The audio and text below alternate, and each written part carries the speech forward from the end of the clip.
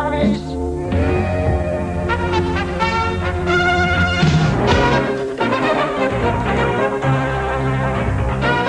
There is a tension in the air tonight as we continue the Heavyweight Unification Series on HBO. 7 months ago, the IBF Championship was history in the making. Spinks, the aggressor. You gotta go, Raptor. You got 3 minutes for the champion. Michael Spinks beat Larry Holmes in one of the biggest upsets in heavyweight history. Tonight, the rematch.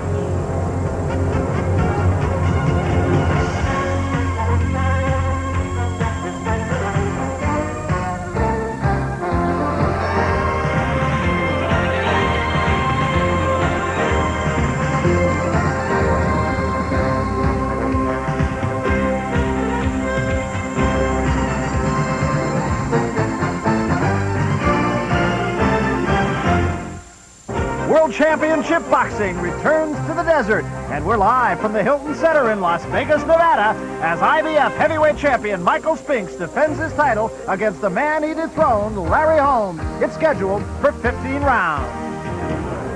A sold-out Hilton Convention Center is the site for the rematch. 7 months ago, the public soured on Larry Holmes after his derogatory remarks toward Rocky Marciano in the post-fight press conference. Well, Holmes pleads now for redemption. The public was skeptical of Michael Spinks as a legitimate heavyweight, and they walked away surprised that he won and wondered if Holmes' age was the overriding reason. Spinks still must prove his status in the land of the giants.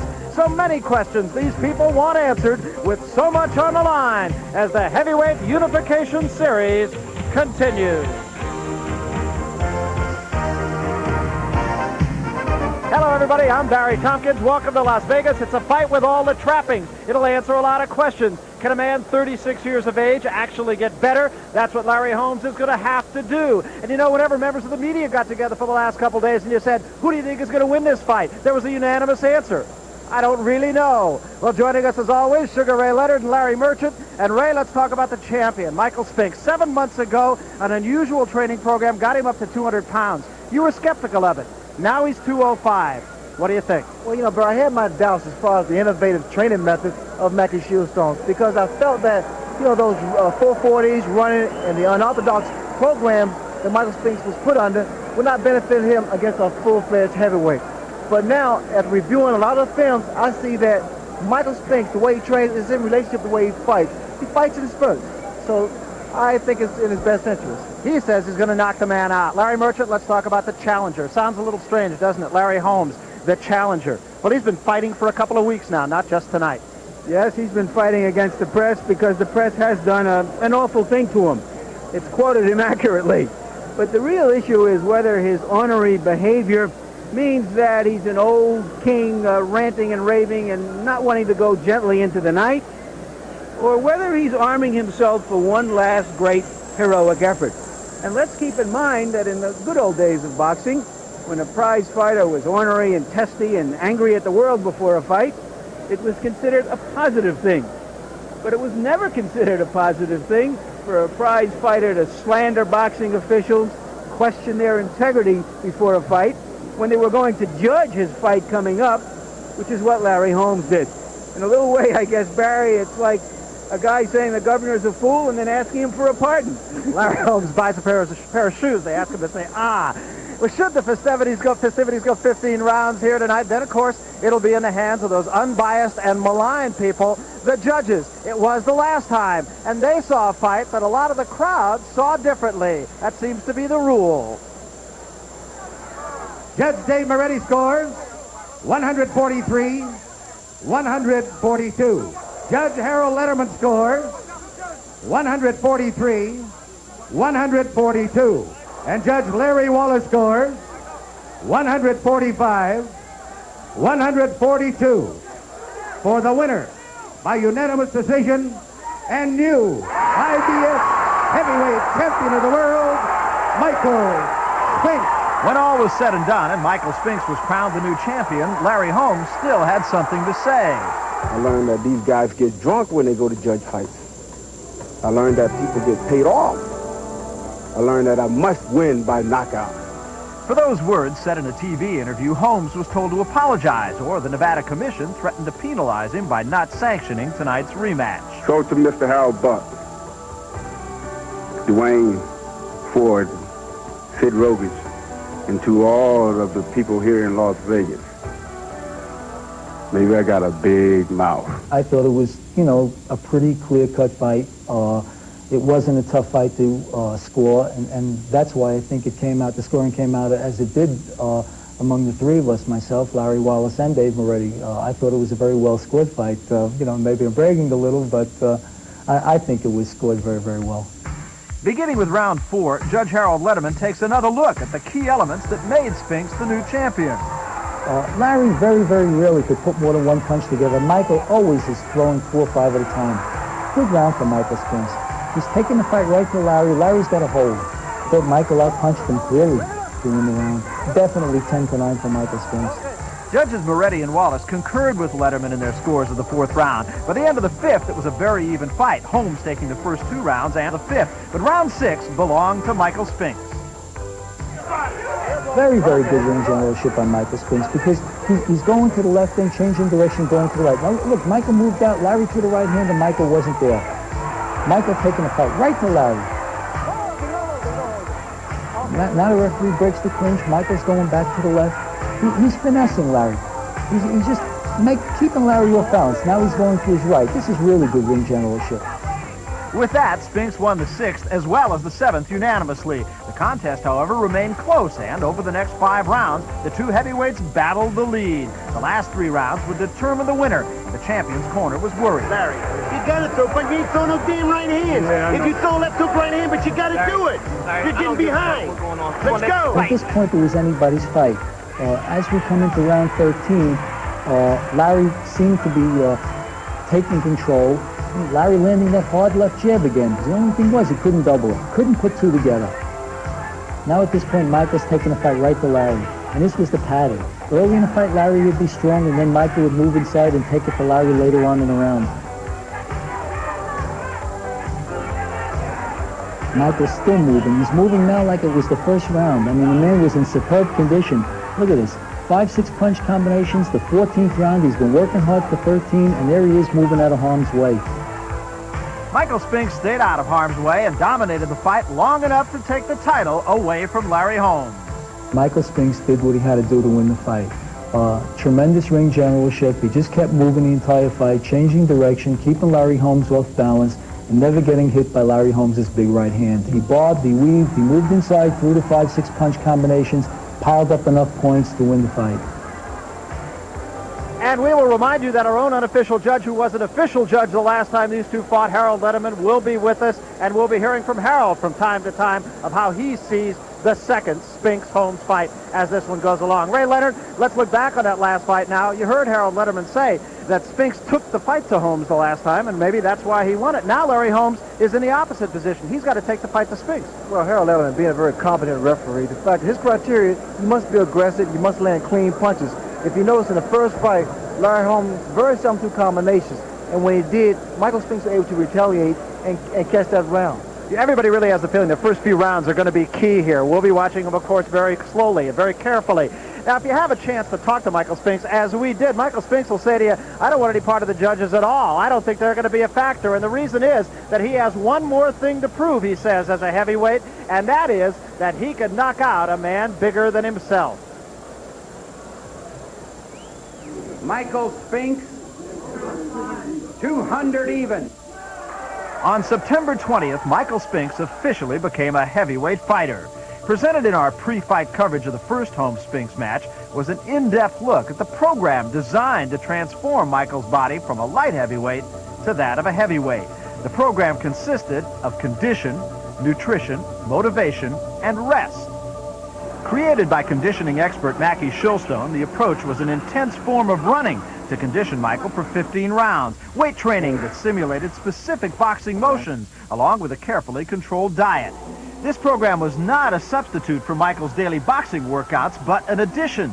7 months ago, the goal was to turn Spinks into a heavyweight. 6 weeks ago, phase 2 began, the fine-tuning of a heavyweight. I saw some technique that I've since corrected in terms of my conditioning. Not him. He's fine. but from my end. So I've made about 3 or 4 critical changes based upon what I saw there. What I did, I eliminated the shorter runs. I eliminated runs of 150, 200 yards, things of that nature, and replaced it with some explosion training. The explosion training consisted of an interval running program. For instance, an interval of 440 would be run in 80 to 90 seconds. This high, intense level of training would prepare Michael for a flurry situation, a sudden burst of energy for a short period of time. The 880 interval was target training. At slightly over 3 minutes, the pace of this moderate distance and intensity would condition Michael to remain strong throughout a 3-minute round. But even that wouldn't be enough. A 1320 to be run in approximately 5:15 would condition Michael's heart to work beyond that of a 3-minute round. You dictate the conditioning level of the fight. Our conditioning training should be harder than what you experience in the ring. Our program is designed to make you give 100% and recover in 1 minute. So don't go at 50%. Don't pace yourself. Well, Mike went to his corner with his mouth open, and it's an indication of fatigue. We built up the pulse rates of 200, 210.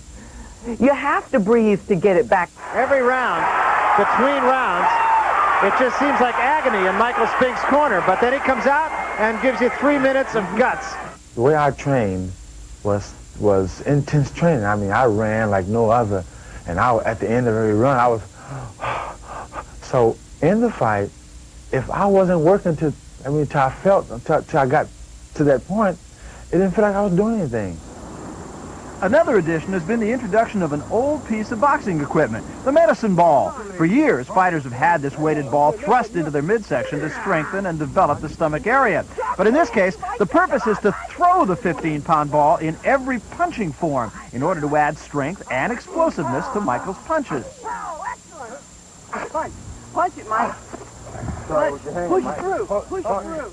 2.5-pound weighted gloves are worn to simulate late-round fatigue. Everything simulates the way I box. He's done research and looked into, he watches how I perform in the ring and how I throw punches and all, and he's designed things pretty much the way I do my thing. This is where the boxes come in.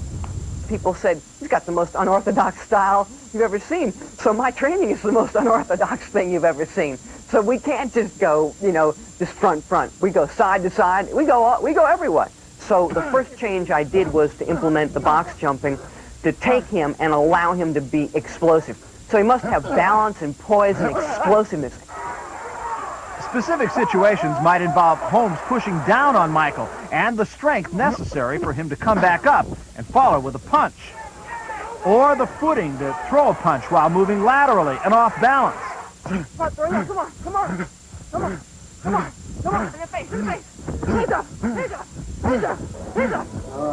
As logical as this approach seems to be, even today, fighters still seem to train to box rather than efficiently conditioned to box. There is something to be said about proper conditioning and the edge it provides an athlete, especially for Michael Spinks. I really don't think there's a better conditioned boxer out there other than me. I mean, I think I'm about the best conditioned boxer in the world today. 7 months ago, a highly conditioned underdog proved his critics wrong and is now the heavyweight champion. Could a victory possibly taste any sweeter the second time around? Well, we will have all those answers to all the questions we've posed in less than an hour. Coming up, it's the battle for the IBF Heavyweight Championship. Michael Spinks, the champion. Larry Holmes, the challenger. Now, with his unique look at the goings-on tonight, here's Larry Merchant. Larry? After a recent sparring session, Michael Spinks walked across an empty ring to spit in a bucket. He hovered above it, took dead aim, and missed. I mention that now because Michael Spinks very often seems like a very unfighter-like prize fighter. In the ring, he's awkward and sometimes spastic. Out of the ring, he definitely dances to his own rhythm section. Item: after he won a gold medal at the Olympics, his first job was a night watchman. Item: after a promising start to his professional career, he took a long sabbatical to be at the side of his brother Leon, then the heavyweight champion. Item: defending his own light heavyweight championship, on the very day of the fight, he walked away from a $500,000 purse because his opponent, whom he had already beaten, came in at 2 pounds over the light heavyweight limit and refused to take an off. You've already seen his untraditional training methods. And, oh yes, he also has this other habit, this bad habit. He wins. He wins always. For the last 10 years, he has been a winner. That's what Larry Holmes is up against tonight. That, and age, and himself. And he hasn't been winning those fights lately. I mean, if you really want to get technical about the whole thing, Rocky couldn't carry my jockstrap. But Larry Holmes make one saying, and probably I should have phrased it a different way. I have to be on Good Morning America, on all the networks around the world, apologizing. And still, people still ask me to apologize. I ain't apologizing no more to nobody. And I think his family owes me a great deal for bringing this man back to life like I did for the years I did. Not knowing anything about Rocky, not trying to put him down, but I would. And it's so easy for me to do it. If somebody attacks me, I have to attack back. And that's what happens. But nobody says anything about them apologizing to me. I'm 35 years old fighting young men, and he was 25 years old fighting old men. I can easily put him down. They don't like what I said or like what I've done, they can go jump in the river. I have done it, and I don't have to apologize to nobody because I have done more than any one man have done in 18 years that I've been boxing. And I didn't want Rocky Marciano to be forgotten. And if I thought he was not a great fighter, his picture wouldn't be on my wall all over my hotel in my house. Right. And I respect the man. They jump on Larry Holmes and say it's a shame of himself. The man is dead. I don't want to talk about a man that's dead. You can't win those kind of fights. To leave you with a sense of relief. I think your brother was a great fighter. I think your brother went a long way, and I would love to have met him. And then I'm sorry if you took that out of the wrong context. Larry Holmes. The next day, the writers focused on the press conference. Paraphrasing one aphorism, the insult is halfway around the world before the apology gets its boots on. But you ain't throw no damn right hand. Yeah, if you throw left hook right hand, but you got to do it. The headline spoke of the missing right hand, but the copy was of the I get no respect theme. His particular target this time was the family of Rocky Marciano. New IBF heavyweight. Perhaps Dave Anderson of the New York Times said it best. You had an opportunity Saturday night to lose with style, to toss a bouquet on Rocky Marciano's grave. Instead, the demon of your bitter ego spat on it. Sure, I hurt a lot of people probably that night. But Larry Holmes was hurt also. I don't have feelings. I have feelings. I care. I don't think I have to redeem myself for what happened after the fight. I don't think I have to redeem myself for what happened in the fight. I think I have to redeem myself for what happened before the fight. I have to live clean, sleep clean, think clean. Before the first fight, Holmes had complained of a pinched nerve from a herniated disc, which one Vegas doctor did confirm, telling the champion of the potential for paralysis. But the fact is that Larry Holmes was not in his best shape last September. But now he's put his body through torturous training sessions. The heart and mind have found the old fire and determination. But can the 36-year-old body perform the task that lies ahead? Now the pressure there is to get back, to show the people what I really can do. And that's all that I'm concentrating on. Michael Spinks is going to have his hands full. It's either they carry him out of there or they're going to carry me out of there. And I'm ready for it. So we're left with a myriad of unanswered questions. How scared or emotionally unprepared was Larry Holmes prior to the first fight?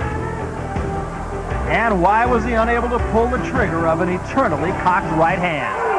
Larry wants to do that right hand, but he's not doing it. For as long as he waits, Spinks jumps in. Ladies and gentlemen, here is the decision of the judges. Can Holmes take the fight to Spinks and out of the hands of the judges? And where will he go after the fight? How will he react to a post-fight press conference? But I'm not going to go into that press room and let those animals attack me. I'm not going to give those animals a chance to destroy my life and what I build up.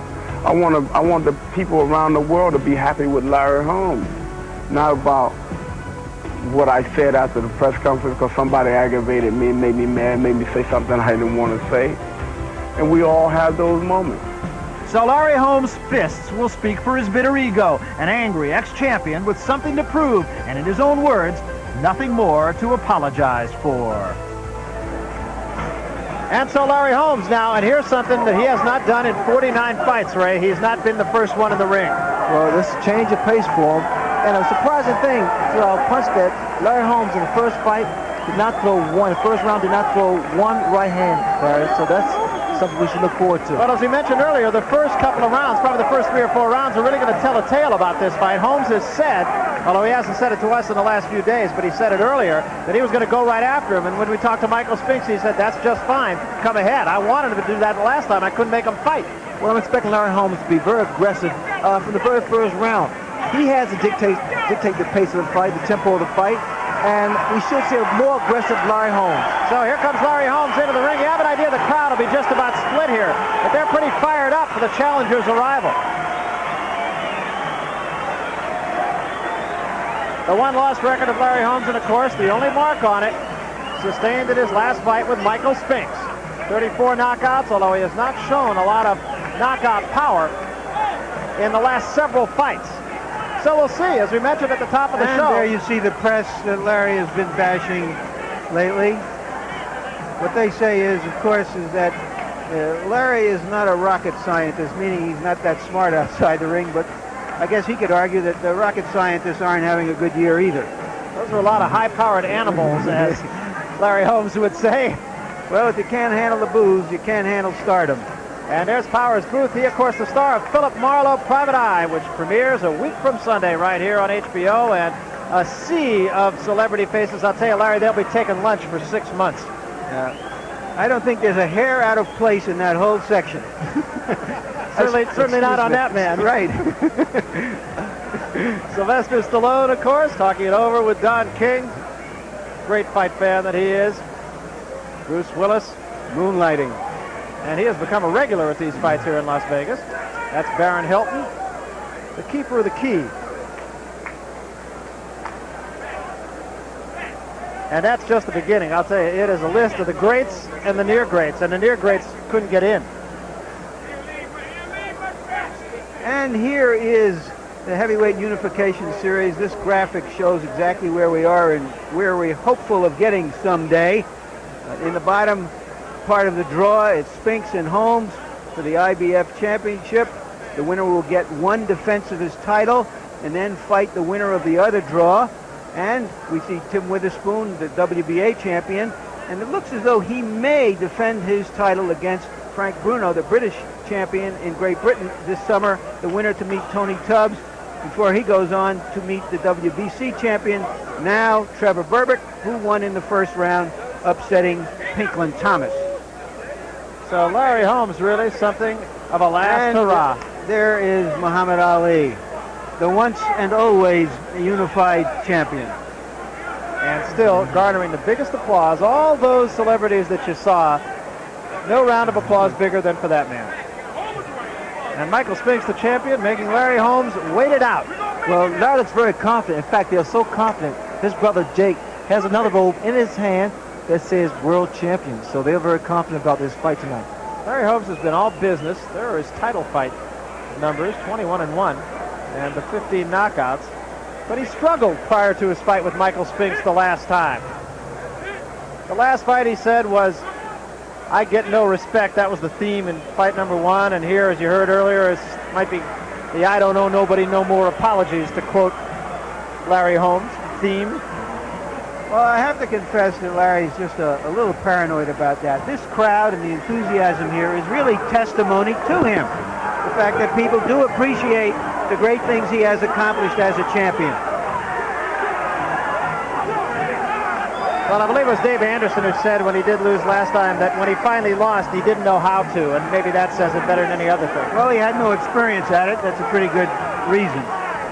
Michael Spinks now starts to come into the ring, and he too very serious about this whole thing. Michael Spinks. Kind of quizzical look on his eyes.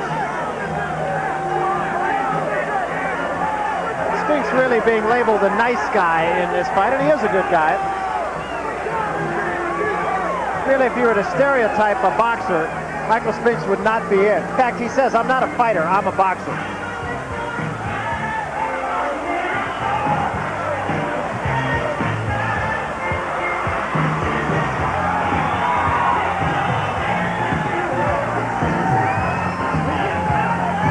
What you see there is where